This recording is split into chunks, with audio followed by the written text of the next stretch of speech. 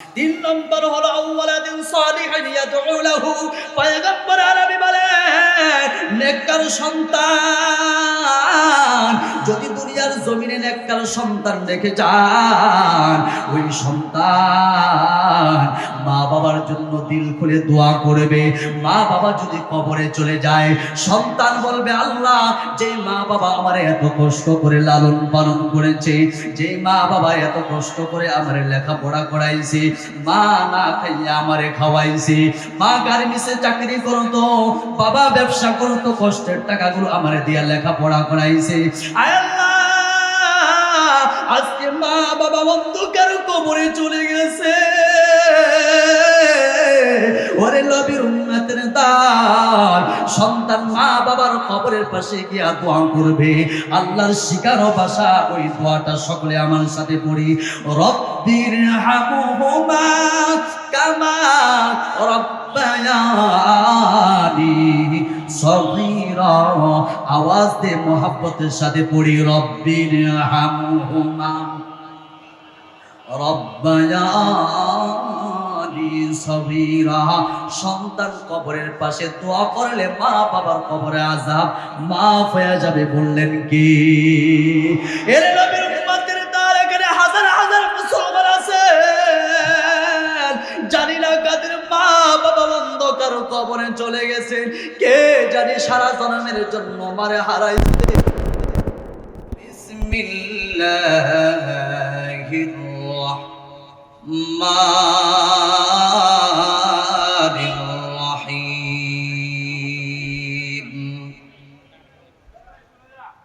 ইন্নাল্লাহা ইনদাহু ইলমুস সাআ ওয়া ইউনাজ্জিলুল গায়স ওয়া ইয়া'লামু মা ফিল আরহাম ওয়া মা তাদরি নাফসুম মাযা তাকসিবু গাদা ওয়া মা তাদরি নাফসুম বিআইয়ি আরদিন তামুত। قال رسول الله صلى الله عليه وسلم القبر روضة من رياض الجنة أو حفرة من حفر النار। সকলে জবান খুলে উঁচু আওয়াজে মোহাব্বতের সাথে আমার সাথে পড়ি, বালাগাল উলাবি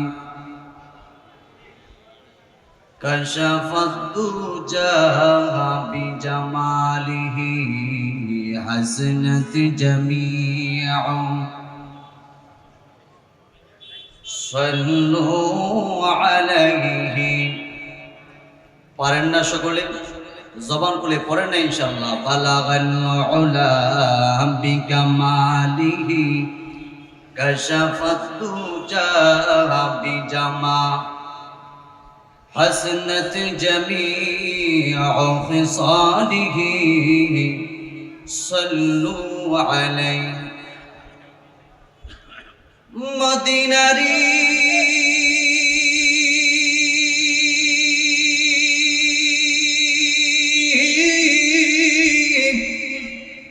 মাটি যদি মোরা হইতাম,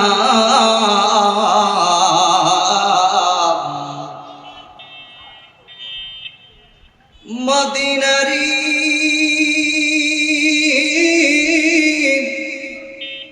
মাটি যদি মোরা হইতাম,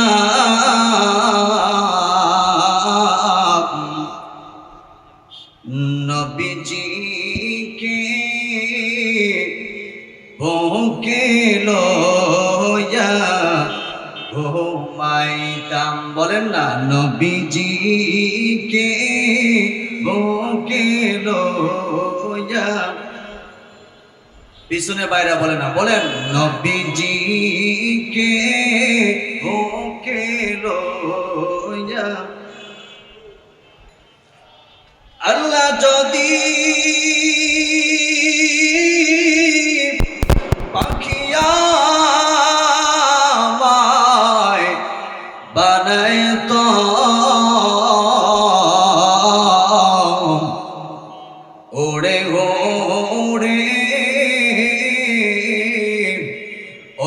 মদিনায় যাইতাম গৌরে হৌরে, ওই মদিনায় যাইতাম লা ইলাহা ইল্লাল্লাহ লা ইলাহা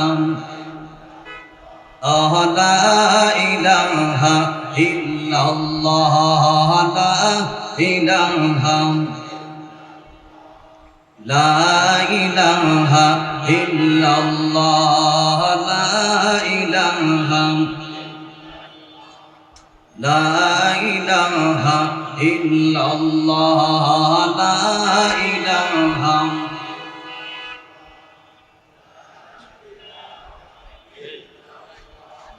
লা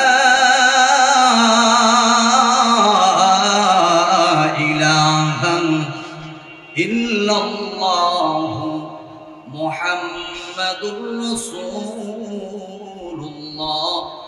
सल्लल्लाहु अलैहि वसल्लम। कौनैन के मुख्तार खुदा तुमको बनाया, कौनैन के मुख्तार खुदा तुमको बनाया, उम्मत की निगाहबान खुदा तुमको बनाया,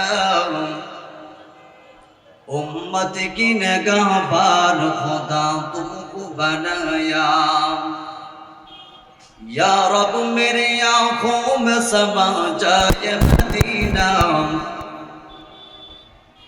या रब मेरे आँखों में समा जाए मदीना, मुद्दत से मेरा दिल में तमन्ना ये मदीना, मुद्दत से मेरा दिल में तमन्ना ये मदीना। तलवार पकड़ हाँ के नगल मैदान असीरी, तलवार पकड़ हाँ के नगल मैदान असीरी, दुश्मन के मुकाबल तू लगा नारे तकबीर, दुश्मन के मुकाबल तू लगा नारे तकबीर। सुब्हानक ला इल्म लना इल्ला मा अल्लमतना इन्नका अंतल अलीमुल हकीम।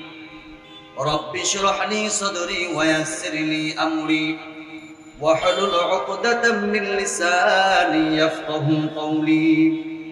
अल्हम्दुलिल्लाह, মাদ্রাসাতুল কুরআন ও সুন্নাহর উদ্যোগে আয়োজিত আজকের ওয়াজ দর মাহফিল, আজকের মাহফিলের মুহতারাম সম্মানিত সভাপতি সাহেব, আমন্ত্রিত জাতির রাহবার, জাতির শ্রেষ্ঠ সন্তান ওয়ারাসাতুল আম্বিয়া হযরতে উলামায়ে কেরাম, অত্র এলাকার এবং বিভিন্ন এলাকার মসজিদ থেকে আগত আইম্মায়ে মাসাজিদ ও খুতাবায়ে মাসাজিদ মুকাররমা, সম্মানিত উলামা, বিভিন্ন মাদ্রাসা, স্কুল, কলেজ, ভার্সিটি, ইউনিভার্সিটি শিক্ষাঙ্গন থেকে আগত মুকাররমা সম্মানিত শিক্ষক মণ্ডলী, আমার সামনে উপবিষ্ট আমার অতি কাছের, অতি নিকটের, অতি মহাব্বতের, হৃদয়ের গহীরে যাদের স্থান, মনের মনে কোঠায় যাদের জায়গা, হীরকখণ্ড যাদের সৌন্দর্যটাকে হার মানিয়ে দেয়, তারুণ্যের উচ্ছ্বাস নিয়ে, যৌবনের উদ্দীপনাকে নিয়ে আগত ইসলাম ও মুসলমানদের দুর্দিনের সিপাহ সালাহ দায়িত্ববান পালনকারী খালিদ বিন ওয়ালিদ রাহিমাহুল্লাহর উত্তরসূরি,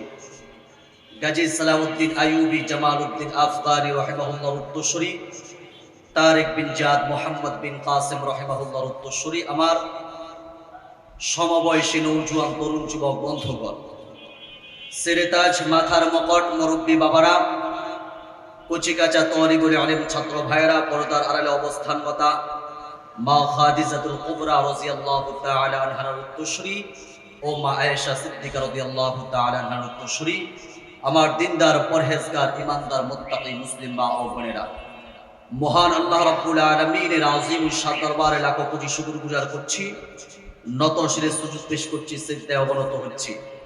যেই মহান মনিব আমাদেরকে অশান্তময় পৃথিবী, অশান্তময় পরিবেশ থেকে, পাপ পঙ্কিলতায় পরিপূর্ণ, গুনাহে ভরপুর সমাজের গোর আদার থেকে, অমানিসা থেকে, জুলুমাত থেকে রহমতের হাত ছানি দিয়ে আল্লাহ রাব্বুল আলামিন আজকের এই খিলগাঁও নবাবী মোড়ে মাদ্রাসাতুল কোরআন ওয়াস সুন্নাহর মাহফিলে আসার জন্য তৌফিক দান করেছেন।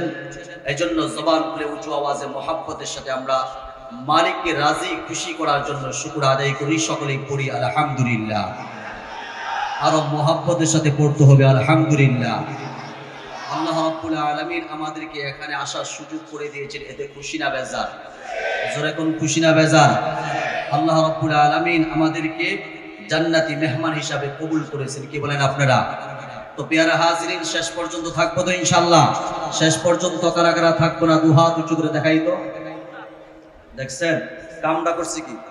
দেখেন কতজন উড়াইছে। হ্যাঁ বুঝে নাই, কি করে নাই? বুঝে নাই, না বুঝে হাত তুলে ফেলাইছে। না বুঝলে বেজাল আছে না? আছে। কেমন বেজাল? এক লোক গাছে উঠছে আম পাড়ার জন্য, বৃষ্টির দিন ছিল তো, পিছলা গায়া পড়ে গেছে, ব্যথা পাইছে। তো দৌড়ায় ডাক্তারখানায় গেছে, কয় ডাক্তার সাহেব আমি পায়ে ব্যথা পাইছি, তাড়াতাড়ি ভালো মানের একটা মলম দেন।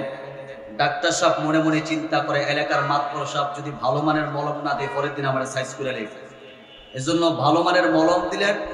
বললেন চাচা যেখানে ব্যথা পাইছেন সেখানে লাগাইবেন, 1 সপ্তাহ পরে আমার সাথে মোলাকাত করবেন, অর্থাৎ আমার সাথে দেখা করবেন। এই নাম্বার ছাড়া বোকা মলমরা বাসায় নিয়ে মনে মনে চিন্তা করতেছি, ডাক্তারের পরামর্শ আমার চলতে হবে। ডাক্তার বলছে যেখানে ব্যথা পাইছি সেখানে লাগানোর জন্য। এই নাম্বার ছাড়া বোকা মনে মনে চিন্তা করে, ব্যথা তো পাইছি আম গাছে, হ্যাঁ ইচ্ছা মতো মলম আম গাছে ডলা শুরু করছে। আচ্ছা বলেন ভালো হইব? জাগা মতো লাগাইতে হইব না? জাগা মতো লাগাইতে হইব। তো গাও তো ভালো হয় না। 1 সপ্তাহ পরে চান্দি গেছে গরম হইয়া, দৌড়ে ডাক্তারখানায় গেছে, কয় ও ডাক্তার সাহেব আপনি সাইনবোর্ড কাটেন, কাইটা লেখেন আপনার ঔষধে মানুষের গাও ভালো হয় না। ডাক্তার সাহেব মনে মনে চিন্তা করে, এত ভালো মানের একটা মলম দিলাম, ঠিক মতো মাতবর সাহেব লাগাইছেন তো? কয় হ্যাঁ ঠিক লাগাইছি। কয় যেখানে ব্যথা পাইছেন সেখানে তো লাগাইছেন? কয় হ্যাঁ সেখানেই লাগাইছি। ডাক্তার সাহেব মনে মনে চিন্তা করে, দেখি ব্যথা পাইছে কোথায়? কয় ডাক্তার সাহেব ব্যথা পাইছেন কোথায়? কয় আম গাছে। কয় মলম লাগাইছেন কোথায়? কয় আম গাছে। কিয়ামত পর্যন্ত মলম আম গাছে লাগাইলে ভালো হইব? জোরে কম। তো জাগা মতো হাত তুলতে হইব না? তো জাগা মতো লাগাইলে আছেন ভালো হইব, কি বলেন আপনারা? জাগা মতো হাত তুলতে হইব। আমি বলছি শেষ পর্যন্ত কারা কারা থাকবো না? অনেকে হাত তুলে বলাইছে। হ্যাঁ আচ্ছা দেখি একেবারে শেষ পর্যন্ত কারা কারা থাকবো, দু হাত উঁচু করে দেখাই তো ইনশাআল্লাহ। নারায়ে তাকবীর, নারায়ে তাকবীর। ওয়াজ মাহফিল যেখানে, ওলামায়ে কেরাম যেখানে, গান বাজনা যেখানে, জুয়া মদ যেখানে, দুর্নীতির আলো, দুর্নীতির আলো ঘরে ঘরে ঘরে যাবো, জোশের তেলায় হুশো রাখতে হইব। দুর্নীতির আলো ঘরে ঘরে জ্বালাও উপায় আছেও? কয়েকদিন আগে মঞ্চ ভাঙ্গা পড়ছে না, স্মার্ট বাংলাদেশ ঠাস হয়েছে নি এমন? হ্যাঁ দুর্নীতি করা এরা, আর এই দুর্নীতির দোষ চাপায় ওলামায়ে কেরামের উপরে। কথা বলেন ঠিক না ভাই? ঠিক। আমি আপনাদের কাছে জানতে চাই, ওলামায়ে কেরাম জঙ্গিবাদ, হ্যাঁ সন্ত্রাস, চাঁদাবাজ, কারো হক মাইরা খাইছে? তাহলে আমি আপনাদের কাছে প্রশ্ন রাখতে চাই, ওলামায়ে কেরামের পায়ে কেন ডান্ডার বিড়ি? ওলামায়ে কেরামের হাতে হাত করা কেন? আমি আপনাদের কাছে জানতে চাই। মুসলমান, তাহলে বোঝা গেল ওলামায়ে কেরাম জঙ্গি, সন্ত্রাস, দুর্নীতিবাজ না মুসলমান? আমাদের বুঝতে আর বাকি রয় নাই, আমাদের বুঝতে আর বাকি রয় নাই। এদেশের ওলামায়ে কেরামকে দিয়ে সন্ত্রাসী নাটক সাজাইয়া এদেশের সাধারণ মানুষের অন্তর থেকে ওলামায়ে কেরামের মহব্বতকে দূর করার জন্য গভীর ষড়যন্ত্র চলছে। পেয়ারা হাজিরিন, এদেশের মানুষ এত বোকারা, জানে কারা দুর্নীতিবাজ। আল্লাহ আমাদের হেফাজত করে বলুন আমিন। আর কিছু বললাম না, আপনারা আমার চাইতে ভালো জানেন।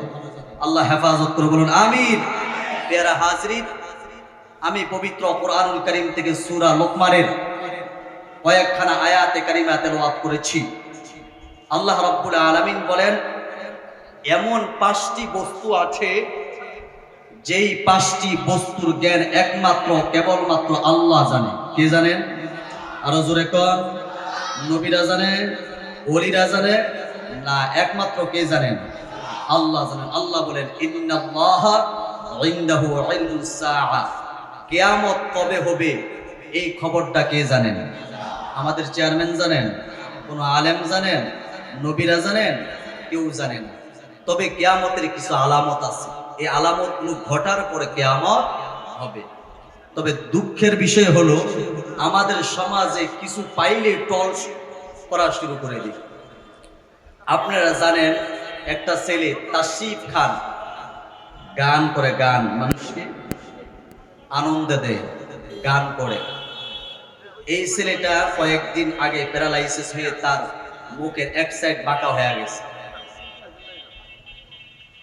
এই ইস্যুটাকে সামনে রেখে আমাদের সমাজে কিছু মানুষ বলতেছে যে এটা কিয়ামতের আলামত, তার উপর গজব নেমে এসেছে। জোরে কোন নাউজুবিল্লাহ। কাউকে নিয়ে টল করা ঠিক না। হ্যাঁ, সেই গুনাহ করে সেই জবাব আল্লাহর কাছে দিবে, সেই মানুষকে গান শোনায় সেই জবাব আল্লাহর কাছে দিবে। এর বিচার করার দায়িত্ব তো আমার না। কি বলেন আপনারা?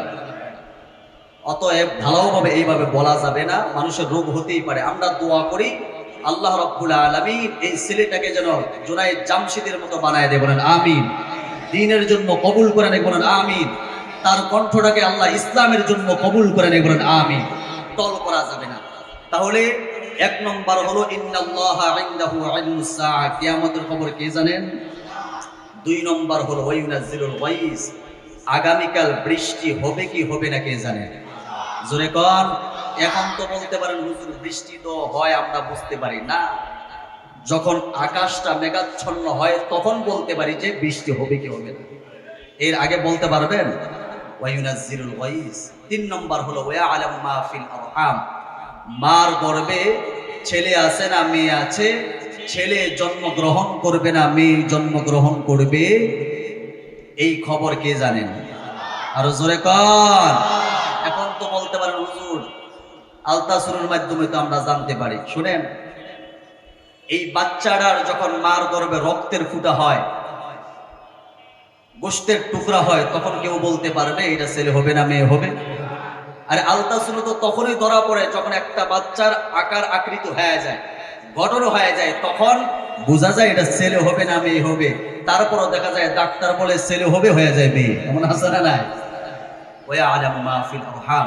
৪ নম্বর হলো ওমা তাদরি নাফসুম মাযা তাকসিবু গাদা, আগামীকাল কে কি খাবে কে জানেন? আর জোরে কর। রিজিকের ব্যবস্থা কে করেন? কাতাবাল্লাহু মাকাদিরুল খালাইকি ক্বাবলা আন ইয়াখলুকাস সামাওয়াতি ওয়াল আরদি বি50 আলফা সানা, মানুষের রিজিকের ব্যবস্থা আল্লাহ রাব্বুল আলামিন আসমান জমিন সৃষ্টি করার 50,000 বছর পূর্বেই মানুষের রিজিকের ব্যবস্থা করে রেখেছেন কে? আর আওয়াজ দিয়ে বলেন তিনি কে? একটা পাখি সকালবেলা শূন্য মুখে বের হয়ে যায়, সন্ধ্যা যখন ঘনিয়ে আসে মুখ ভর্তি খাবার নিয়ে আসে, তার রিজিকের ব্যবস্থা করেছেন কে? ওমা তাদরি নাফসুম মাযা তাকসিবু গাদা ওমা তাদরি নাফসুম বিআইয়ি আরদিন তামুত। ৫ নম্বর হলো মৃত্যু কার কোথায় হবে, কোন জায়গায় হবে, কোন দেশে হবে, কোন সময় হবে, কোন দিন হবে কে জানেন? জোরে কোন কে জানেন? এই ৫টি জ্ঞানের কথা নবীরাও জানে না, ওলিরাও জানে না, কোনো বুজুর্গও জানে না, কোনো আলেমও জানে না, কোনো মুফতি জানে না, কামার কুমার চামার মাদারু গাজারু জুয়ারু doctor master driver helper contractor রাজরানী চাকরানী ফকির ফকরানী এতিম মিসকিন অনাথ অনাথিনী পথে মরা আদামরা কাঙ্গাল কাঙ্গালের হাবিলদার জমিদার রফাদার দফাদার তালুকদার এমপি মন্ত্রী চেয়ারম্যান জাসদ ইত্যাদি ইত্যাদি আছে না নাই? কেউ জানে? শুধু একমাত্র কে জানে? আরো জোরে কোন কে জানে? আরে আমি একটু কথা বলতে, কথা না বললে তো বয়ান করা যায় না। আসার সময় যেইভাবে গাড়ি হেল্পাররা ডাকা শুরু করে দিচ্ছে, ঢাকা গাজীপুর নরসিংদী মানিকগঞ্জ মুন্সিগঞ্জ শেরপুর জামালপুর কিশোরগঞ্জ টাঙ্গাইল ফরিদপুর মাদারপুর রাজবাড়ী গোপাল, আপনারা আবার মনে করেন না হুজুর কি আবার ড্রাইভার ছিল নাকি আবার কন্ট্রাক্টর ছিল? তো এরা যদি দুনিয়ার জন্য এত কিছু করতে পারে, আপনারা পারবেন না ইনশাল্লাহ? আওয়াজ দিতে রাজি আছি তো ইনশাল্লাহ? তো এই ৫টি জ্ঞানের কথা কে জানে? জোরে কোন। কার মৃত্যু কখন আছে এটা বলতে পারবেন কেউ? মুসলমান ভাইয়ার আমার, এই ৫টি জ্ঞানের কথা যে একমাত্র আল্লাহ জানে, মৃত্যুর খবর যে একমাত্র আল্লাহ জানে, তার একটা বাস্তব প্রমাণ আপনাদের সামনে তুলে ধরি। মুসলমান ইমাম মালিক রহমাতুল্লাহ আলাইহির নাম শুনছেন? একজন খাঁটি আশিক রাসূল। দুনিয়ার জমিনে ৪টি প্রসিদ্ধ মাযহাব আছে। ইমামে আযম আবু হানিফা রহমাতুল্লাহ আলাইহির মাযহাব, ইমাম শাফিঈ রহমাতুল্লাহ আলাইহি মাযহাব, ইমাম মালিক রহমাতুল্লাহ আলাইহি মাযহাব। ইমাম আহমদ বিন হাম্বল রাহমাতুল্লাহি আলাইহি মাযহাব, এই চারটা প্রসিদ্ধ মাযহাব আছে। মুসলমান ভাইরা আমার, ইমাম মালিক রাহমাতুল্লাহ আলাইহি উনি একটা মাযহাবের ইমাম। উনি মদিনায় বসবাস করতেন। ওনার অন্তর নবীজির মুহাব্বত ছিল।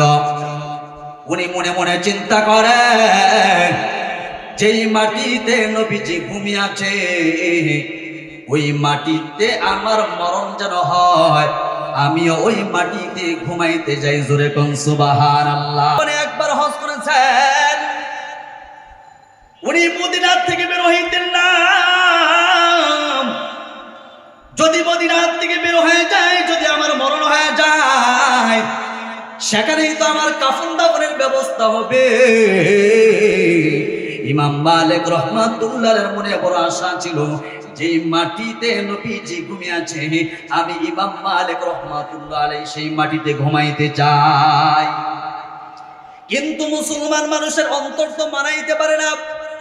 ইমাম মালিক রাহমাতুল্লাহ আলাইহি মনে মনে চিন্তা করে, আরেকবার যদি বাইতুল্লাহর গিলাফ ধরে লাব্বাইকের আওয়াজ দিতে পারি কলিজাটা ঠান্ডা হবে।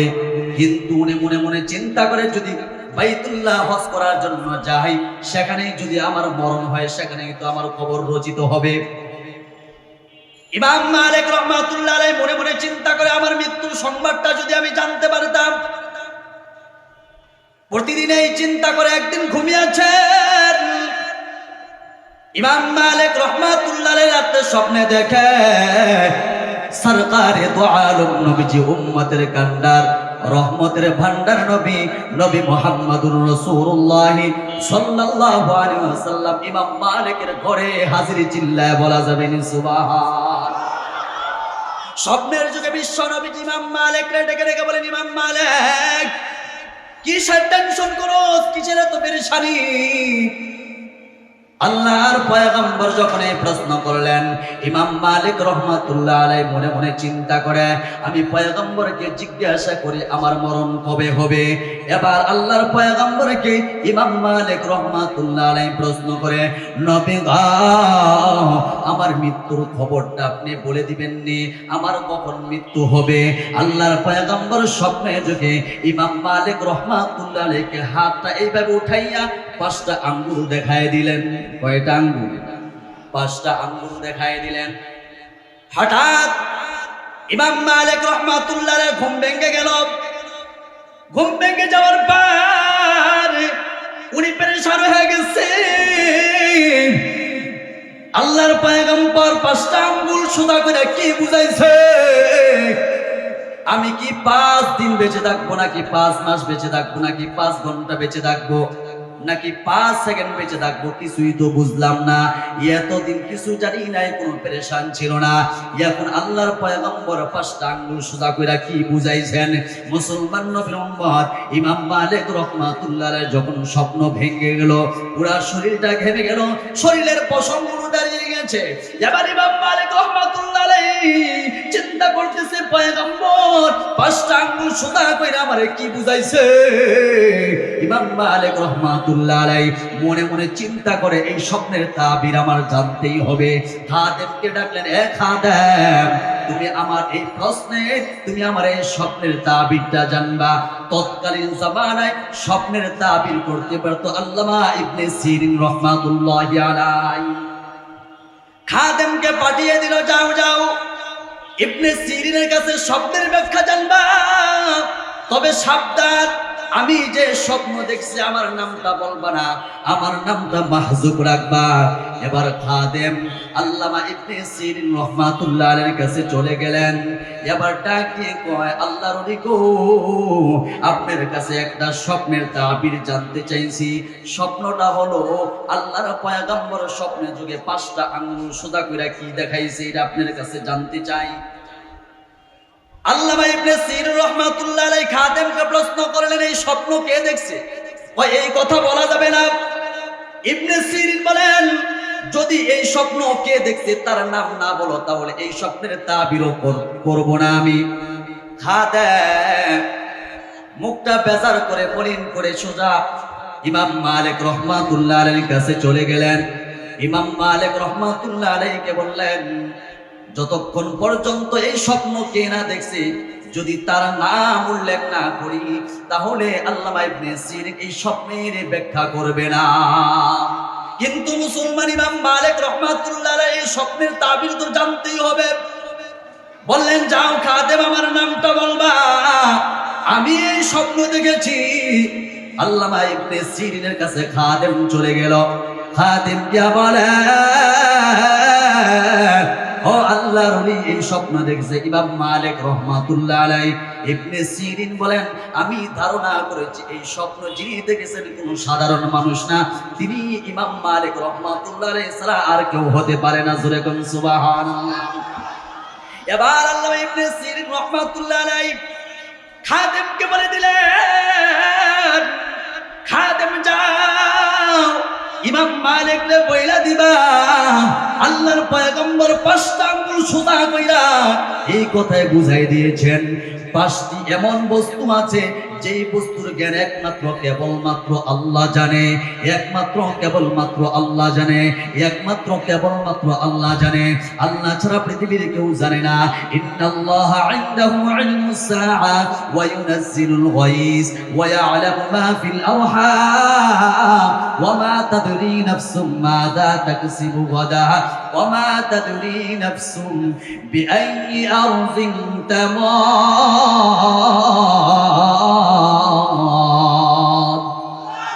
जिससे कुरान ऐ कलामे हक शनास रुनुबाए रब नस आमद बनस हरफी हरफत रस्ते दरबार মাআনাই দর মাআনাই। তাহলে মুসলমান এখান থেকে কি বুঝতে পারলাম? মৃত্যুর খবর কেউ বলতে পারবে না। এখানে কোনো মায়ের সন্তান আছেননি, বুকে হাত দিয়া বলবেন, হুজুর আমি 5 বছর 10 বছর বেঁচে থাকবো, মরবো না, এমন কোন মায়ের সন্তান আছেননি? তাহলে 2টা হাত উঁচু করে দেখান, আছে না? মুসলমান না। আপনারা নিজেরাই বলেছেন, হুজুর মানুষের জীবনের কোনো গ্যারান্টি দিতে পারে না, মানুষের জীবনের কোনো গ্যারান্টি দিতে পারে না। এর নবীর উম্মতের দান আমাদের মাননীয় প্রধানমন্ত্রী পদ্মা সেতু তৈরি করেছে, ধরেন 100 বছর গ্যারান্টি দিয়েছে, এইটা মেনে নেওয়া যায়। পদ্মা সেতু 100 বছর টিকে থাকবে, ভাঙবে না, কোনো ক্ষতিও হবে না। কিন্তু যে ব্যক্তি 100 বছরের গ্যারান্টি দিয়েছে, তার 1 মিনিটের কোনো গ্যারান্টি আসেনি, 1 সেকেন্ডের। ও মুসলমান না, মানুষ ধরে বলে ওইটা ওয়ান টাইম, ওইটা ওয়ান টাইম, ওইটা ওয়ান টাইম। আমি তো মনে করি সবচেয়ে বেশি ওয়ান টাইম হলো মানুষ।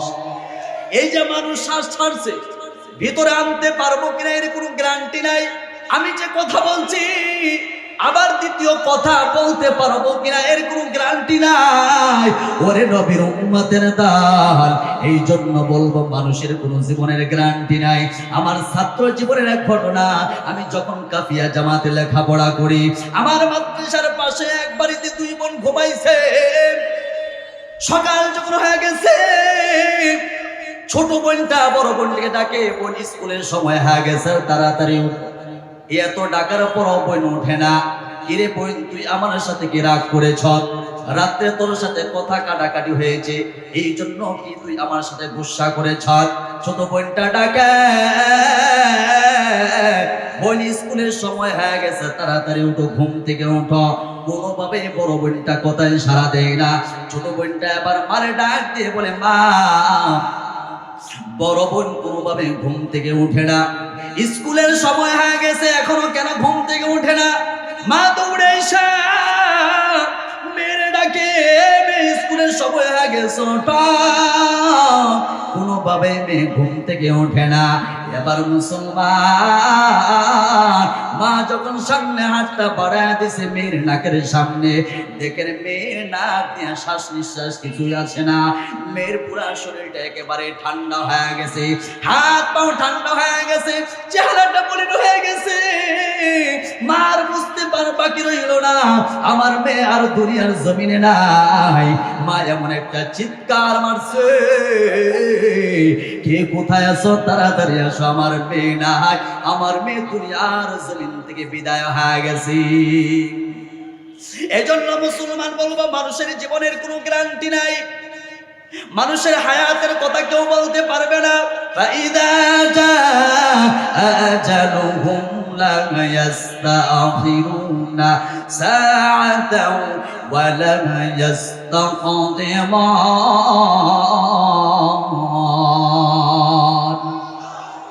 এক মিনিট আগে মৃত্যু আপনার কাছে আসবে না, এক মিনিট পরও আসবে না, যথা সময়ে যথা স্থানে মৃত্যু চলে আসবে।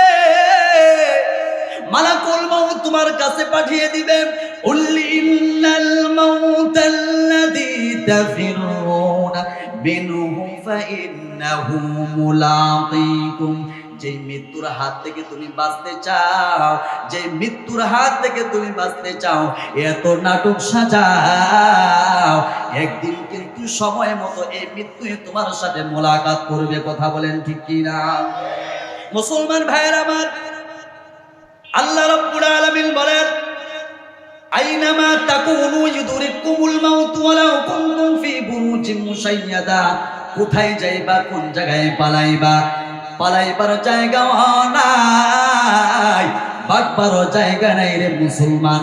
কোন জায়গায় যাইবেন, কোন জায়গায় পালাইবেন? বাগবার জায়গা আসেনি? জোরে কোন বাগবার জায়গা আসেনি? এ দুনিয়া সারিয়া টুকরা সন্তানটা দৌড়াইসা মশারি ব্যাট কইরা বলবে, আব্বা গা প্রতিদিন তুমি নিজে গোসল করো, আজকে তোমার কেন গোসল দেয়? হে বাবা, তাকাইয়া দেখো আমাদের বাড়িতে কত মানুষের ভিড়। বাবা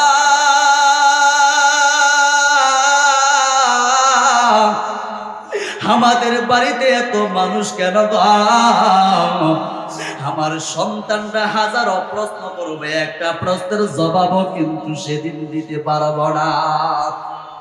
হ্যাঁ যুবকে পর্দার মায়ে বৃদ্ধ বাবারা কথাগুলো দিল দিয়া বোঝাও। তারপরে কি করবে জানা? ইউখরিজুনানি মিন বাইতি, তোমার আমার ঘর থেকে সারা জন্মের জন্য টেনে হেসড়ে বের করে দিবে।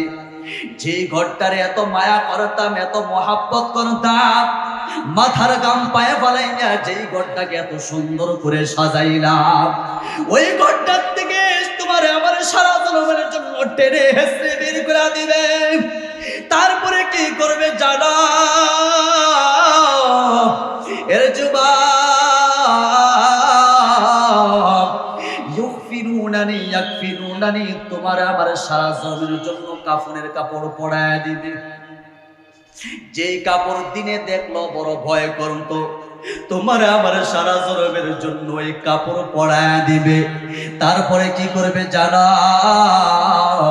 সালাতুল জানাজা, তোমারে আমারে নিয়া ওই খোলা ময়দানে নিয়ে যাবে। এমন এক নামাজ পড়ায় দিবে, যে নামাজের আজান একামত কিন্তু জন্মের পরে পরে ডাইন বাম কানে হয়ে গেছে। কথা বলেন ঠিক কিনা? বাকি ছিল না বাস। এই জন্য মাঝে মাঝে মনটারে প্রশ্ন করি রে মান, কত মানুষের জানাজার নামাজ পড়াইলাম, কত মানুষের জানাজার নামাজ পড়াইলাম, কত মানুষের জানাজার ইমামতি করলাম, কত মানুষের গোসল দিলাম, কত মানুষের কাফনের কাপড় কাটলাম, কত মানুষের লাশটা কবরে নামাই দিলাম, কত মানুষের কপালে বান্ধিলাম, এই কোমরে বান্ধিলাম, মাথায় বান্ধিলাম, এই অবস্থায় তারে কবরে রাখলাম। এমন একটা সময় আসবে তোমারে আমারও কিন্তু ওই কবর রাখবে। তোমার আমার জানাজার ইমামতি কিন্তু একজন করবে, তোমার আমার কাফনের কাপড়টাও কিন্তু একজনে কাটবে। ওরে নবীর উম্মতের দল এরপরে কি করবে জানো? ইয়াজহাবুনা বিলি মাসাকিনিল জাদি, ইয়াজহাবুনা বিলি মাসাকিনিল জাদিদ, তোমারে আমারে এমন এক জায়গা নিয়ে যাবে, যেই জায়গায় দিনে যাইতো বড় ভয় করে, অর্থাৎ কবরস্থান। ওই কবরস্থানের সাথী নাই, বাতি নাই, বন্ধু নাই, বান্ধব নাই, জানালাও নাই, দরজাও নাই। ওরে ওরে নবীর উম্মতের দল সারা জন্মের জন্য ওই কবরে ঘুম পড়াইবে।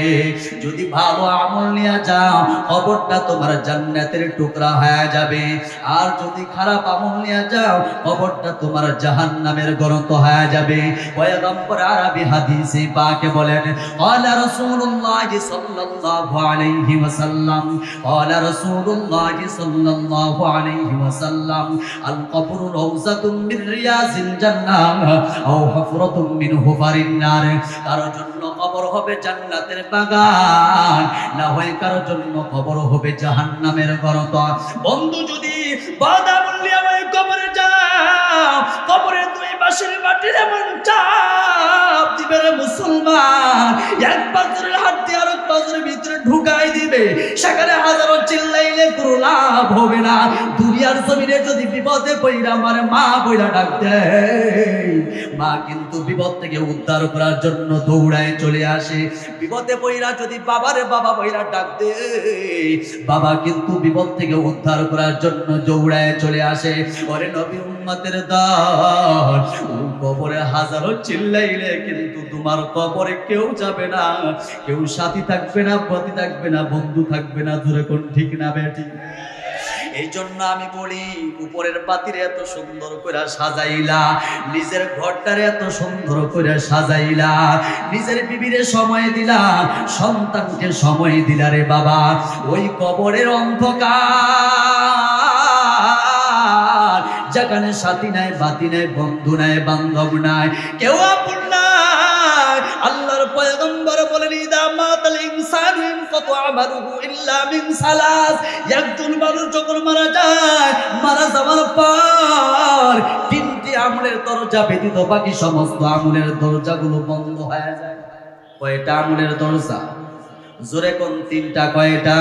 মুসলমান ও ঢাকাবাসী একটু ভালো করে শুনবেন, চিন্তা কইরেন এই তিনটি আমল দুনিয়ার জমিনে রাইখা গেলাম কিনা। ওরে নবীর উম্মতের দল, পয়গম্বর আরবি বলেন একজন মানুষ মারা যাওয়ার পর তিনটি আমলের দরজা ব্যতীত বাকি সমস্ত আমলের দরজাগুলো বন্ধ হয়ে যায়। পয়গম্বর আরবি বলেন এক নম্বর হলো সাদাকাতিন জারিয়াতিন, এক নম্বর হলো সাদাকায়ে জারিয়া। সাদকায়ে জারিয়া কাকে বলা হয়? যদি আপনি মসজিদ মাদ্রাসার জন্য একটু জায়গার ব্যবস্থা করে যান, অথবা জনতা অথবা সেবামূলক কোনো কাজ করে যান, পয়গম্বর আরবি বলেন ওই ব্যক্তি মরতে দেরি হবে, তার কবরে সওয়াবের একটা অংশ পৌঁছাইতে দেরি হবে না। দুই নম্বর হলো ইলমিন ইনতাফাউ বিহি। পয়গম্বর আরবি বলেন দুই নম্বর হলো উপকারী আলেম। যদি আপনি একজন ছাত্রকে কোরআনের হাফেজ বানান, আলেম বানাই যাইতে পারেন, ওই শিক্ষক যদি মারা যায়, ওই ছাত্র যদি ওই শিক্ষকের জন্য দোয়া করে, আল্লাহর পয়গম্বর বলেন ওই শিক্ষক মরতে দেরি হবে, তার কবরে সওয়াবের একটা অংশ যাইতে দেরি হবে না। তিন নম্বর হলো আওয়ালাদিন সালিহিন ইয়াদউ লাহু। পয়গম্বর আরবি বলেন নেককার সন্তান, যদি দুনিয়ার জমিনে নেককার সন্তান রেখে যান, ওই সন্তান মা বাবার জন্য দিল খুলে দোয়া করবে। মা বাবা যদি কবরে চলে যায়, সন্তান বলবে আল্লাহ, যে মা বাবা আমার এত কষ্ট করে লালন পালন করেছে, যে মা বাবা এত কষ্ট করে আমার লেখাপড়া করাইছে, মা না খাইয়ে আমারে খাওয়াইছে, মা গার্মেন্টসে চাকরি করতো, বাবা ব্যবসা করতো, কষ্টের টাকাগুলো আমারে দিয়া লেখাপড়া করাইছে, আয় আল্লাহ আজকে মা বাবা অন্ধকার কবরে চলে গেছে। ওরে নবীর উম্মতের দল, সন্তান মা বাবার কবরের পাশে গিয়া দোয়া করবে। আল্লাহর শিখানো ভাষা ওই দোয়াটা সকলে আমার সাথে পড়ি, রব্বির হামহুমা কামা রব্বায়ানি সগীরা। আওয়াজ দে মোহাব্বতের সাথে পড়ি, রব্বির হামহুমা রব্বায়ানি সগীরা। সন্তান কবরের পাশে দোয়া করলে মা বাবার কবরে আযাব মাফ হয়ে যাবে। বললেন কি? এর নবীর উম্মতের দল, এখানে হাজার হাজার মুসলমান আছে,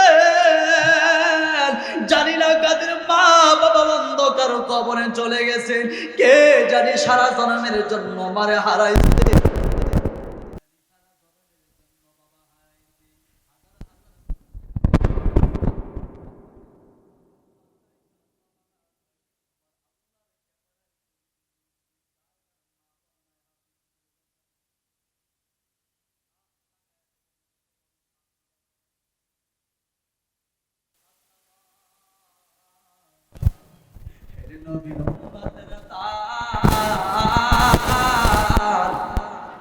আজকে অনেকে এখান থেকে মাহফিল শেষ করার পর বাড়িতে যাইবে, যাদের মা বাবা আছে তাদের মা বাবার ঘরের দরজায় করাঘাত করলে মা বাবা কিন্তু দরজা খুলে দিবে।